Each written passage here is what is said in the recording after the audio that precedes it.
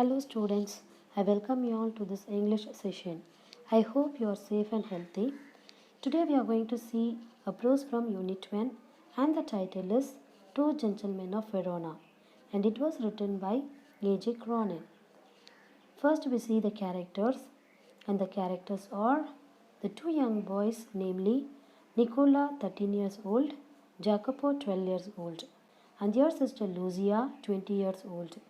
The narrator A.J. Cronin and his companion and the nurse. Now we see about the author. Archibald Joseph Cronin was born on 1896 and he died in the year of 1981. He was a Scottish novelist, dramatist and physician. He was not only a doctor but also a great storyteller of 20th century. Many of his stories have come from his magical career and they were noted for their narrative skill, deep social conscience and finally drawn into characters. Cronin's books were sold well, and not only that, his stories were made into successful films too. Okay, everyone's life is full of ups and downs. Sometimes we are getting pleasant surprise and sometimes rude shocks. But every situation and incidents that offer us a lesson to learn something from it, right? Yes. Okay. What qualities do you think one should possess to handle hardships and overcome them? Yes, you are right. Faith, hope, tolerance of pain, commitment, self sacrifice, etc. So it goes on like this, right? Yes. Now we are going to see an interesting story. First, I tell you the gist of the story. The story is about how two sincere and selfless young boys who face hardships for the treatment of their sister suffering from tuberculosis. It conveys the message that as long as people are willing to make sacrifices for the well being of others, there is hope for humanity. Now we see the story in detail. The narrator is driving through the foothills of the Alps along with his companion. While driving on the outskirts of Verona, two young boys who sell wild strawberries stop their car. The small boys appear to be quite shabby, and the driver is not keen on buying strawberries from them. And the narrator's companion gets to know that the boys are brothers. The elder one is Nicola, and the younger brother is Jacopo. The narrator and his companion buy the biggest basket of strawberries from the boys and goes towards the city.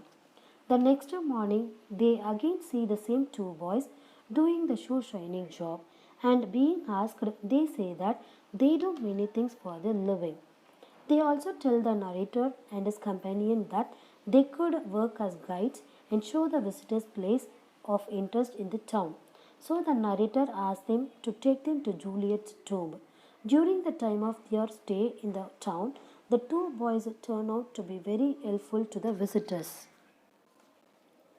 Then the boys are found with a bundle of unsold newspapers and are ready to sell them when the last bus arrived one night. The narrator talks to them and asks, though they had enough money, why were they not spending anything on clothes and food?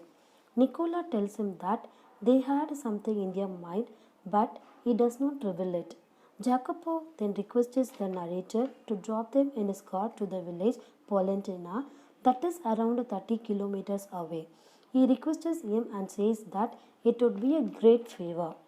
The narrator gladly agrees to help the boys. The next afternoon, he, along with his companion, drives to the village. After dropping them, the small boys enter a large red roofed villa, which is actually a hospital. The narrator hesitates to enter the hospital room. He tries to find out from the nurse about the girl in the hospital and the boys. Later, the nurse tells him that Lucia is the sister of these two boys and she is suffering from tuberculosis. She also mentions that a bomb destroyed their home during the war, and even their father, widower, had got killed during the part of the war. When he dies, his three children were left to starve. Once the war was over, Lucia got afflicted with the tuberculosis and the boys had to admit her to the hospital. So they have been trying their best to make the payments regularly to the hospital. The narrator waited outside the room. He was touched by the love and devotion with which the boys worked for their sister. So he did not say anything to the boys on their way back to give impression that they did not know about their secret. Thus the story ends, and we are learning something from the story, that determination and perseverance can turn the circumstance in your favor. Don't wait for the opportunities, grab each one of them and give your best.